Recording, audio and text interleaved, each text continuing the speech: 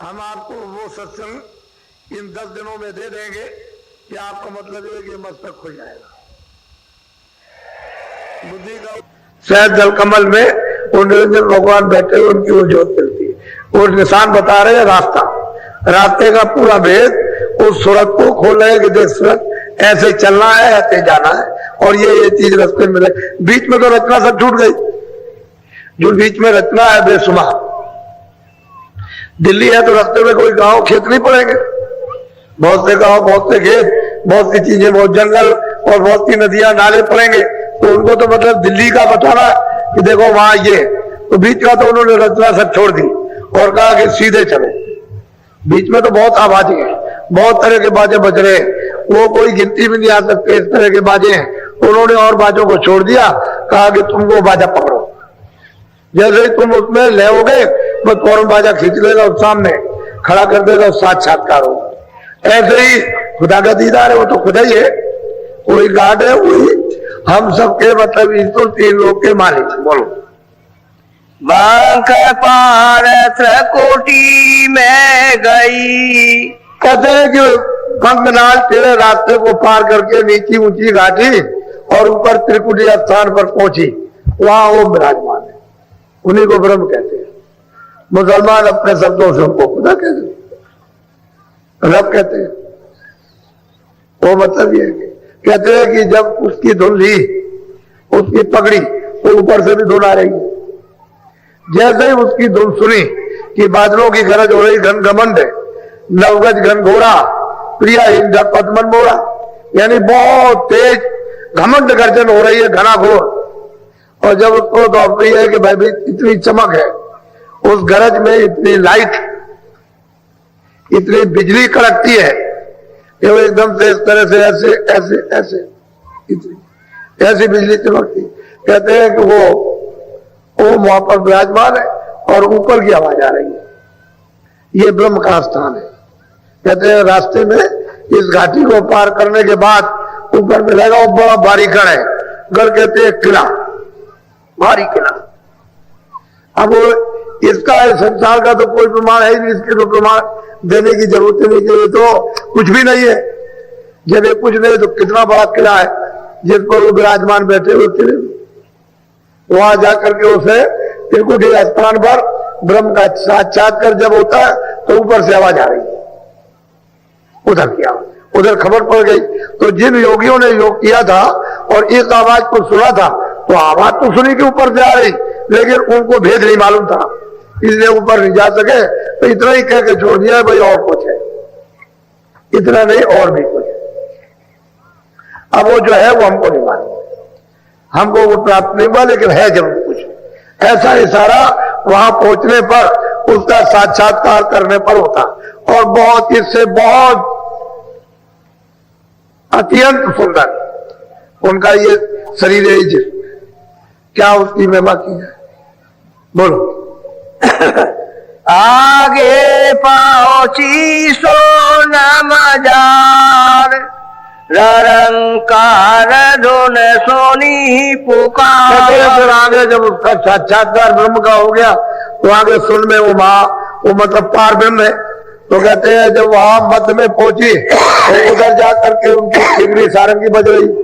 जब उसको पकड़ा तो जिसमें से आवाज आ रही थी उसी को पकड़ लिया, ले हो गई। तो वो पहुंची वहां, तो वहां निरंकार का साक्षात्कार, यानी वो पार ब्रह्म है, वहां पहुंच गए। अब वो बिल्कुल एकदम मानसरोवर में स्नान कर लेगी, त्रिवेणी संगम में स्नान करेगी, वहां जाकर के तब पार उतरेगी।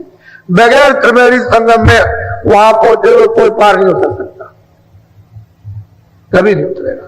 तो मतलब ये है कि कहते हैं वहां अब निशान बता रहे, बीच की सब रचना छोड़ दी, कितनी रचना है, कितने मंडल है उनके, उसको सबको छोड़ दिया। सीधा उन्होंने लिया कि बीच में कोई फंसे नहीं, इस तरह से चल। तो ये कहते हैं चल मैं भी मिलूंगा, उन्हीं मंडलों पर मैं भी मिलूंगा, मैं तेरे साथ रहूंगा। वो मिलती है, हर मंडल में मिलेगी, जिधर वो चलेगी चल के जाएगी उधर बताएंगे इधर चल, उधर नहीं। किसी मंडल में अगर रुक गई तो तमाशा देखती रह जाएगी, उसको छोड़ नहीं सकती, ऐसे तमाशे हो रहे। तो कहते हैं ये कुछ नहीं, आगे चल, कोई बताते हैं आगे चल या कुछ भी नहीं। तो गुरु का पूरा रूप जिस रूप में यहाँ दर्शन देते हैं मनुष्य शरीर में, वो रूप सब जगह मिलता जाएगा, लेकिन वो हार मात का नहीं होगा। वो हार मात का नहीं है, पंच भौतिक शरीर ये नहीं होगा, वो होगा नूरानी, लेकिन शकल उसकी यही होगी, वो दिखाई देता जाएगा। क्योंकि जब आप यहाँ उसको पहचान लोगे और वहां नहीं मिलेगा तो फिर आप मतलब आप अपना कैसे समझोगे कि भाई मैंने मृत्यु में से रास्ता लिया और मतलब ये अगर कोई और मिल गया। क्योंकि कभी कभी ऐसा होता है कि उधर जा रहे हो तो काल ने गुरु का रूप धारण कर लिया, तो वो बताएंगे कि भाई ये रूप नहीं है, तुमको भटकाने के लिए, रोकने के लिए धारण कर लिया, ये गुरु का रूप नहीं, उसकी पहचान है। तो साधक उसको पहचान लेता है ये गुरु का रूप नहीं है, फिर याद करता तो मिल जाती है उसी मंडल पर, वहीं मिलेंगे जहां जाएगा। बोलो केंगारी और सारंगी सोनी मान सरोवर चारे चारे गुनी। कहते हैं किंगरी सारंगी अद्भुत, ये पहले स्थान से दूसरे स्थान से अद्भुत बाजे बजा एक से। अब उस बाजे की क्या महिमा की है? कहते हैं कि उसको सुनती है, मातृभूमि में स्नान करती है, आवाज नहीं छोड़ती, उसका दर्शन भी करेगी और फिर चलेगी त्रिवेणी में प्रवेश होगी, वहां उसका उस धारा में स्नान होगा। तो उस धारा में कोई गंदगी तो नहीं है जो यहाँ की गंदगी है, कोई कालमा है या रजोगुण है, तमोगुण है, सतोगुण है, या मतलब शब्द स्पर्श रूप रस, ये सब कुछ नहीं है वहां। वहां तो धारा है कि वो जो ऊपर से उधर से जो उतार करके लाए काल को और माया को, उस धारा को छुड़ा देते, जो सत्य धारा उसको पकड़ा देते। क्योंकि जिस धारा से उतर करके आए हैं वो धारा बराबर काम कर रही है। एक तो मतलब ये एक नेगेटिव और पॉजिटिव, एक धारा फेंक रही है, एक धारा उसको वापस ले जा रही है। इस तरह से दो धाराएं उधर से आई हुई है। अब ये भेद किसी को पता नहीं है कि उधर में एक फेंकने की और एक वापस करने की, खींचने की, ये दो धारा। अब जब तक कोई जानेगा नहीं तब तक उस धारा पर जोड़ नहीं सकता, यानी बैठा नहीं सकता। उस शब्द पर, उस नाम पर, उस आवाज पर, उस बाजे पर नहीं बैठाएगा तो जाएगी नहीं, ऊपर नहीं चढ़ सकती। तो महापुरुष उसको जानते हैं तो कहते हैं देख मैं सब खुलासा करता हूं, तुझे ये सब खुलासा बता रहा हूं कि वहां कुंड में, महाकुंड में वो पार वहां पर विराजमान है मुसलमानों के अल्लाह और हिंदुओं के पार में। बोलो आगे सोन मैदाना जा चारे धोने के मेरे सब। कहते हैं कि वहां महाकुंड मैदान है जिस पर भमर गुफा स्थान है और उस पर सोम पुरुष बैठे हुए हैं, लेकिन वहां चार यानी गुप्त आवाजें हो रही है और वो अभी तक तो किसी ने खोला नहीं और ना कोई खोलेगा। इतना इशारा कर देते हैं कि वहां और कुछ है, कुछ हो रहा, लेकिन उसको तो सीधा रास्ता पकड़ा कि ऊपर में महाकुंड है, उसको महाकुंड कहते हैं। भंवर गुफा स्थान को कहते हैं कि भाई चौक अपार मैदान है। इस मैदान में जब फौज जाती है तो खरबों योजन यानी चलना पड़ेगा। अब खरबों योजन कितना हुआ आप ये तो समझ नहीं सकते, इतना मैदान लंबा चौड़ा, इतना ही ऊपर, इतना ही नीचे, इतना ही दाएं, इतना ही बाएं। अब इतने बड़े मैदान में जाएंगे तो बहुत ही मैदान लंबा। ऐसे नहीं, रचना का विस्तार इतनी खूबी के साथ में हुआ और उसका रूप इन तीनों से सुंदर। उसका जब वो महाकुंड में जाएंगे तो उसका रूप इन तीनों से अद्भुत, जो वर्णन करने योग नहीं है। बोलो भंवर गुफा का ऊपर देखी सोहंग बांसी बजती पे। भंवर गुफा के ऊपर में वो आवाज सुनी और वो हमेशा बंसी बज रही है, अखंड बंसी बजती है, लेकिन आवाज तो आ रही है पर इन आवाजों के साथ मिश्रित हो गई, मिश्रित आवाज हो गई, मिल गई। सब आवाजें बजती है तो उसमें साधक जब तक उसको अनुभव ना हो तो छाट नहीं सकता, वो सुनता रहेगा और कुछ नहीं। लेकिन जो जाता आता है उसको छाटना आता, छटवाना आता, तो उसने तो छाट लिया और आपको छटवा लेगा, कहेगा नहीं इन आवाजों को मत पकड़ो, उसको पकड़ो। तो आप जब साधन करोगे, भजन करोगे, कान जब खोलेंगे तो फिर आवाज को पकड़ा देंगे, कहेंगे देखिए आवाज को पकड़ ले, चल चल। आवाज के बगैर, बाजे के बगैर ऊपर चढ़ के नहीं जा सकते, वही सीढ़ी है, दूसरा कोई आधार नहीं। तो वो तो आवाज वहां से आ रही है, वो तो पावर हाउस से आ रही है, और वो बराबर मतलब ये एक ने एक तो ले आई आवाज और दूसरी आपको ले जाएगी। अब महापुरुष जो आवाज पकड़ाएंगे वो ले जाएंगे, और बाकी जिस आवाज से उतारी गई दूसरी आवाज उसे उतार दी। अब वो सब भूल गए बेचारी, क्या करेंगे बोलो। ताके परे धाम सतनामा बीन बजे सतलो।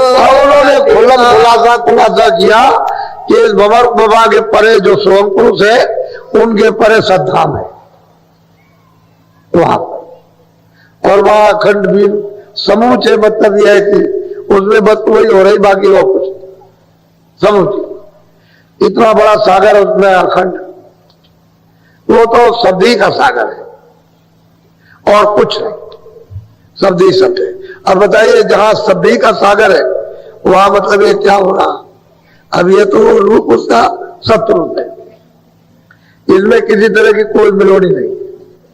सोचते ही सोच, सोचते ही साई, सोचते ही रूप, सब सोचते ही सोच। अगर उससे कहे कि खरबों सूरज चांद यानी एक एक रूम में लगे तब भी नहीं मिलता,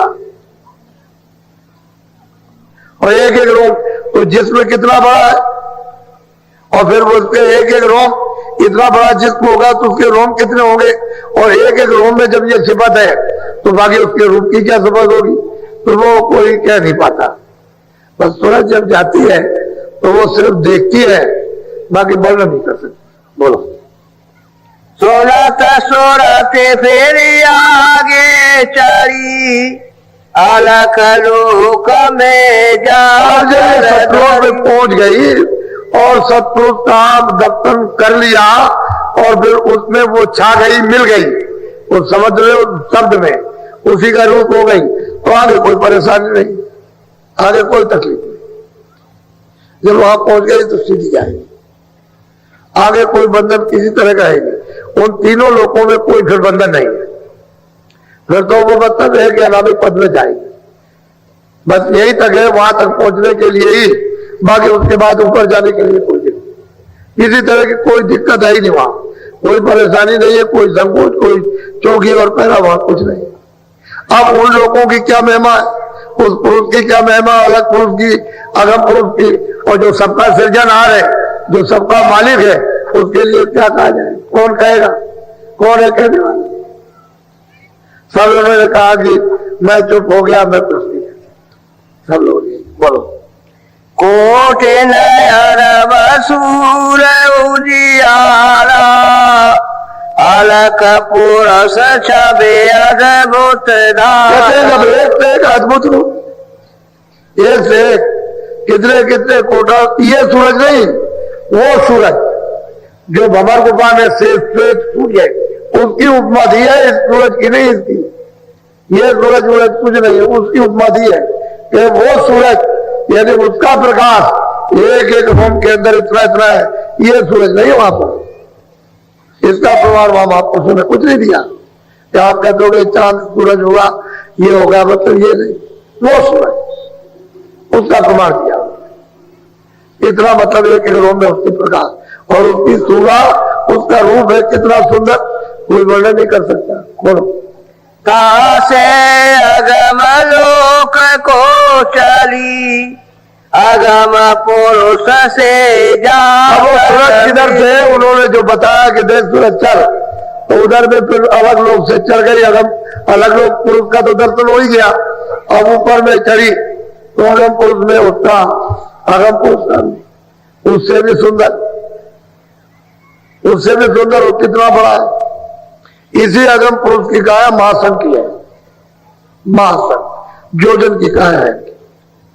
ये शरीर उनका है यानी महासंघ जोजन का।